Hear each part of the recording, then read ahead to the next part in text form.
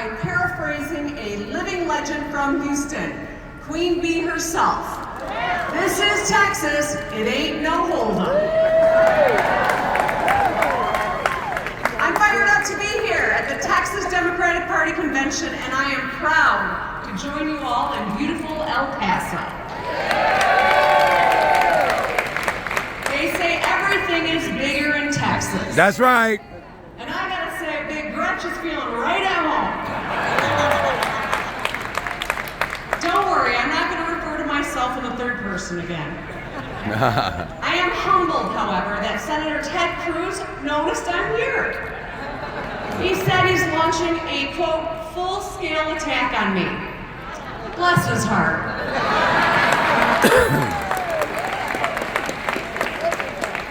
Anyways, let me tell you a little bit about myself. I was raised in a bipartisan household. My mom worked for a Democratic Attorney General. My dad worked for a Republican governor, a normal, pragmatic Republican. They taught my siblings and me the value of hard work.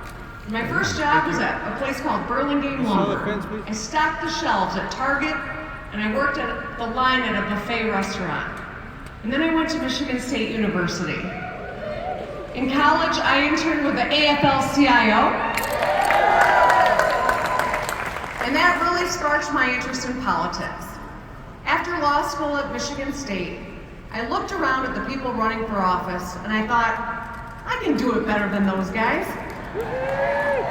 I was 28 years old, and some people thought running was a little too bold, but I ignored them. I ran for the state house and I won. And in my first term,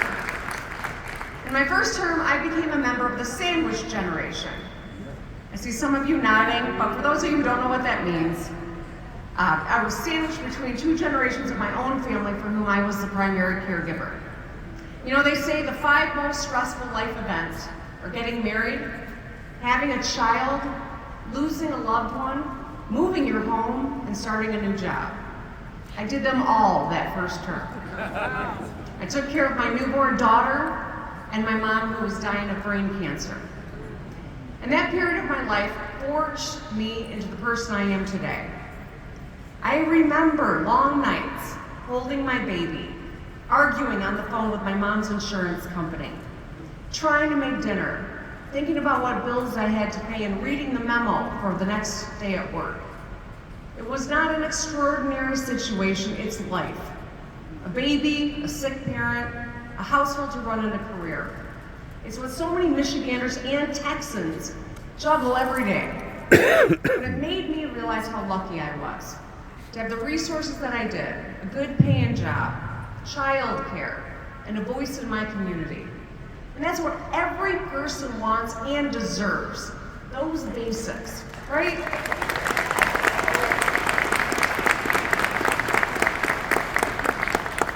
Enough to provide for their family, fair wages, good benefits, dignity, decency, respect.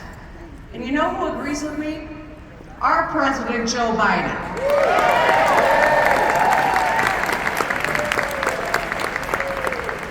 My dear friend and fellow co-chair, Veronica Escobar. And your Senate nominee, Colin Allred. And every Democrat up and down the ballot. So tonight I'm here to do 3 things. Number 1, remind you all to keep fighting like hell. 2, to talk about the stakes this November. And 3, to introduce my friend Colin Allred. So let me tell you about a big state that kind of looks like a hand, bordered by water. Republicans had been in power for decades, controlling statewide offices and the state legislature. They ran everything. They made life harder and more unaffordable for everyday families.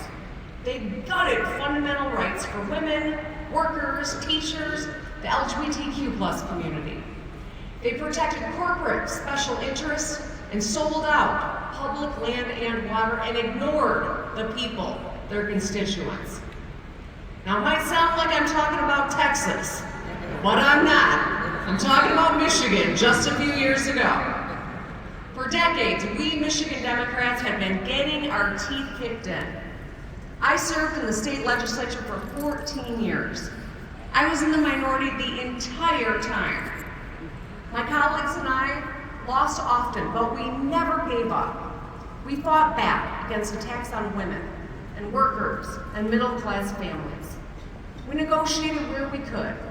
We raised the minimum wage for 1 million workers. We expanded Medicaid to cover over 1 million people.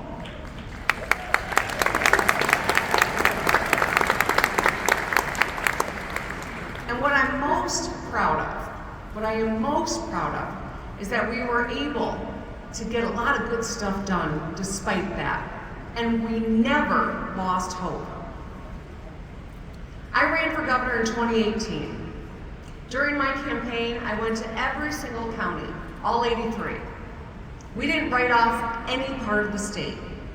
I listened to everyone. We competed everywhere. And during the campaign, I met a mom who kept making a long drive to visit her son in the hospital multiple times a week. She had busted a rim on the broken roads, which sidelined her for a whole day. It kept her away from her son in the hospital, and it cost her hundreds of dollars and her precious time. When I asked her that day, if I'm elected governor, what can I do that's going to make your life better? And she said, just fix the damn roads. So that's what I ran on, fixing the damn roads. Focusing on the fundamentals, getting things done that make a real difference in people's lives. And you know what? It worked. Just 2 years after Donald Trump won Michigan, I beat the sitting Republican Attorney General by 10 points.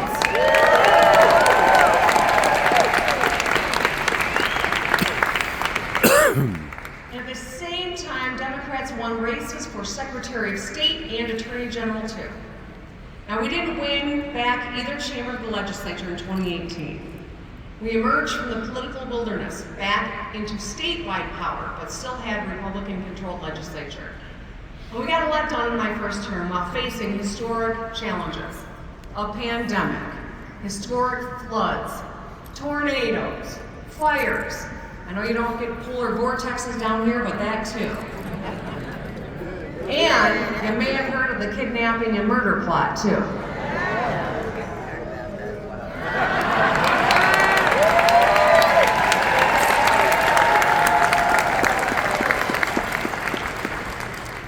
That first term I had to work with the Republican legislature, and let's just say they didn't always want to work with me.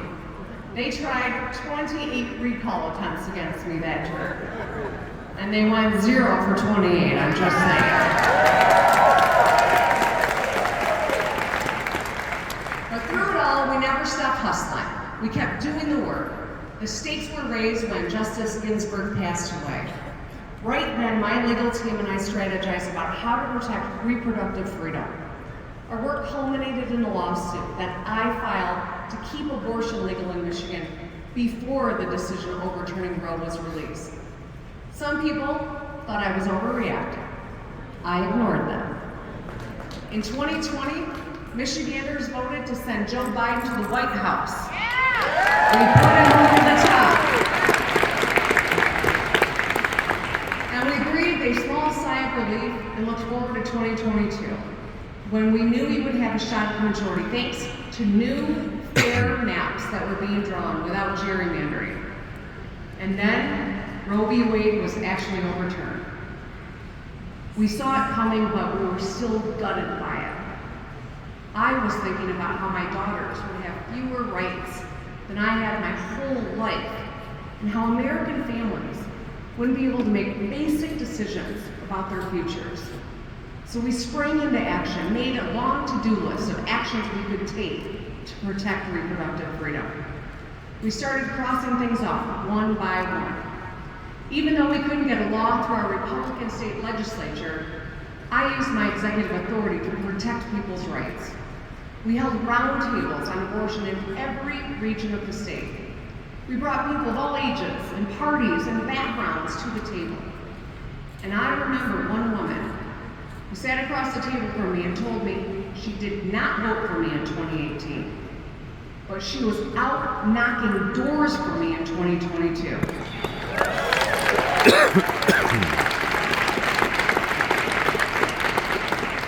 I was the first Democrat she ever supported because I was fighting for reproductive freedom. And because of that woman, and many like her, we made history in 2022. I won my re-election by almost 11 points against an extreme MAGA Republican.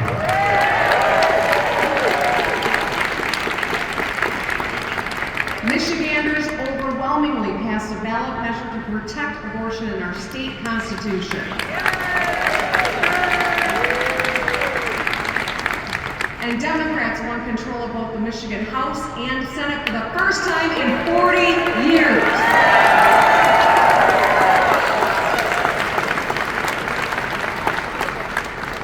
And with our new majority, we Michigan Democrats have a three-part strategy.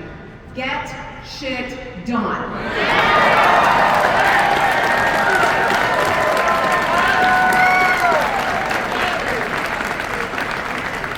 We repealed our 1931 ban on abortion. We enshrined protections for IVF, birth control, and surrogacy into state law. Democrats got it done.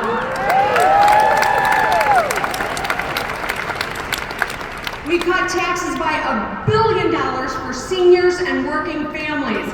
Democrats got it done. We balanced the budget, paid down billions in debt, raised our rainy day fund to an all-time high. Fiscally responsible. Democrats got it done. We made historic investments to build housing, replace lead pipes, protect the Great Lakes, and fix the damn roads. Democrats got it done too.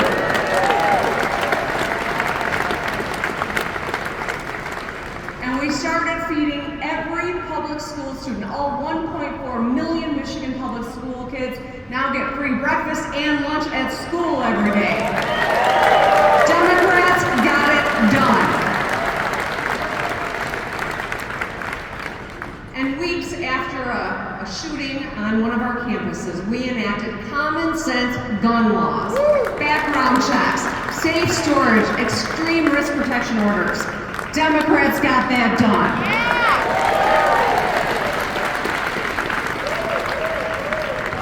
And we strengthened civil rights protections for the LGBTQ+ community and enacted the Crown Act.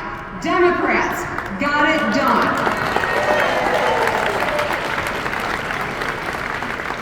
We stood strong for our teachers by supporting them to do what they do best, teach, and got out of their way. Democrats got it done. So we're on the right track, but our work isn't done yet in Michigan. I'm telling you this story because I see the same future for all of you and the Lone Star State.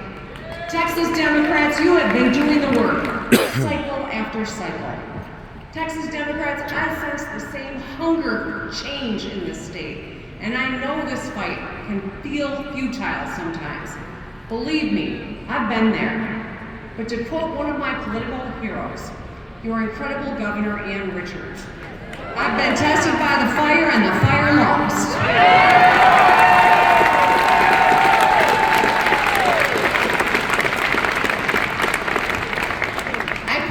Texas Democrats, if you keep fighting, you keep clawing for progress, 1 yard at a time, you will beat the fire.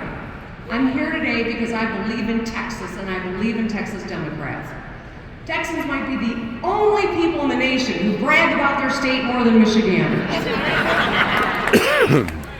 You deserve a state worthy of your values and spirit. Texans are fiercely independent. You deserve leaders who will stay out of your doctor's office. Texans care about their neighbors. You deserve leaders who are going to expand Medicaid to lower the cost of health care. Texans are leaders. You deserve leaders who will fix your grid and support clean energy instead of enabling rolling blackouts.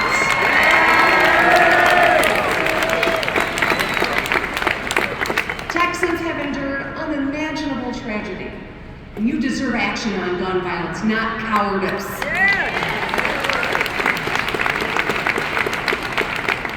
And Texans are diverse. Here in El Paso, you understand that better than anyone. You deserve leaders who bring people together. You deserve leaders who will fight for you. We got a lot at stake in this election. And that brings us to November. With the election just 5 months away, we all know that the stakes are high. Let's start at the top of the ballot. We have to re-elect our President Joe Biden and our Vice President Kamala Harris.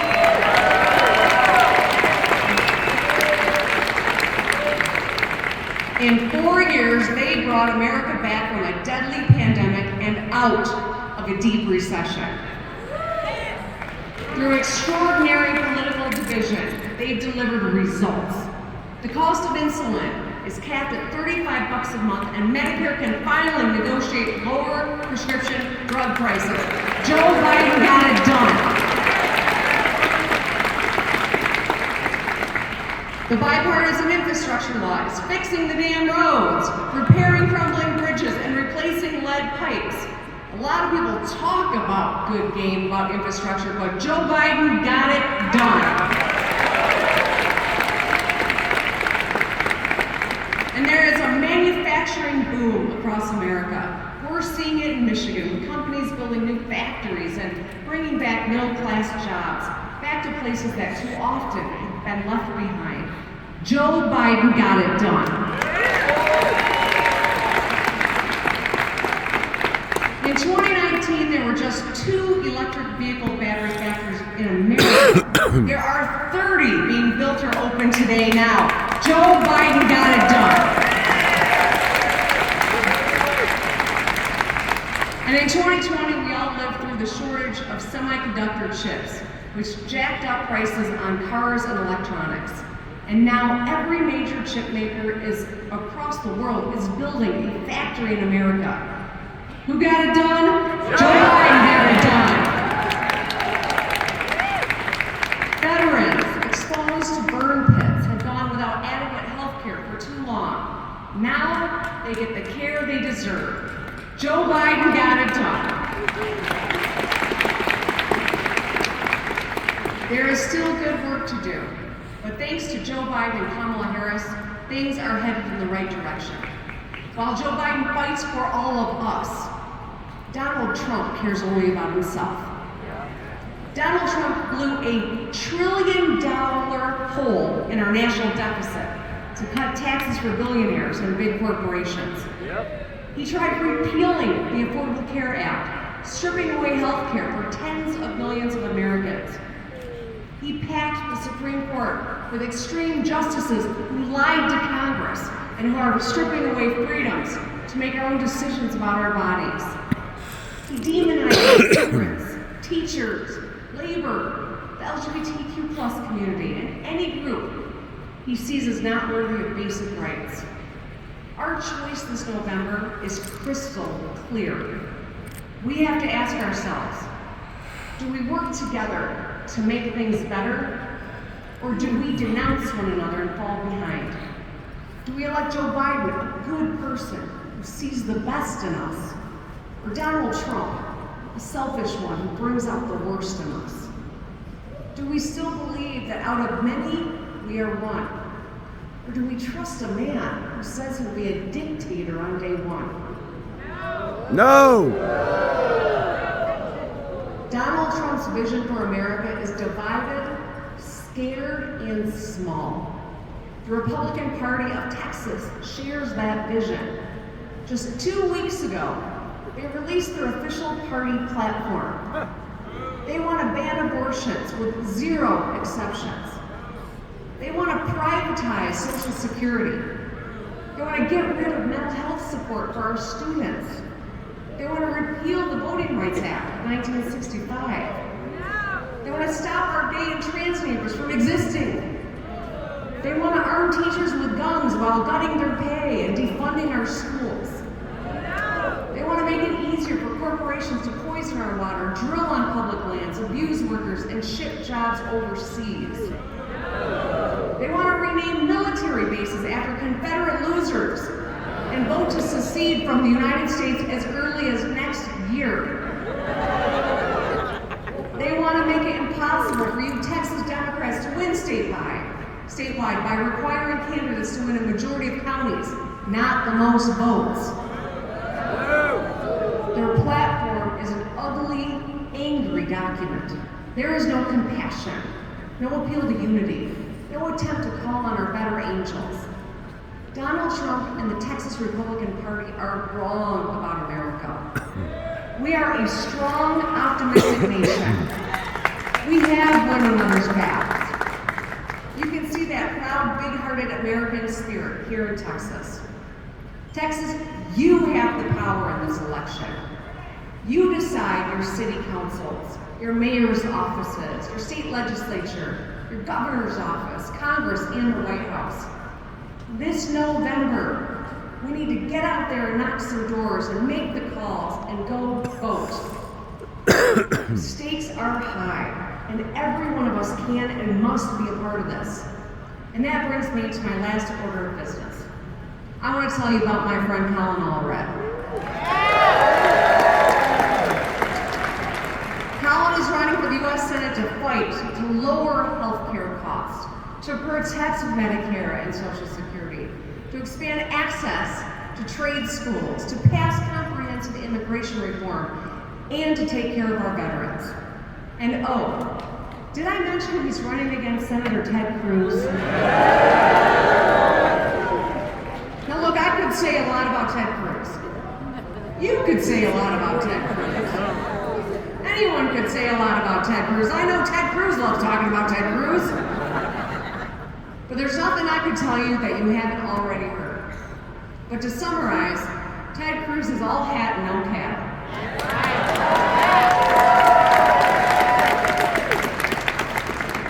While Colin Allred is focused on helping you and your family get ahead, Ted Cruz is focused on getting headlines for himself. Now let's be clear, this is going to be a tough race. But the good news, Ted Cruz is scared. He's lashing out at me just for being here. Texas, you deserve a leader who isn't scared of that woman from Michigan. You deserve a senator who will stand up for Texas and work with anyone to get things done. You deserve a leader who wants our kids to grow up in a kind, decent America. Texas, you deserve Colin Allred.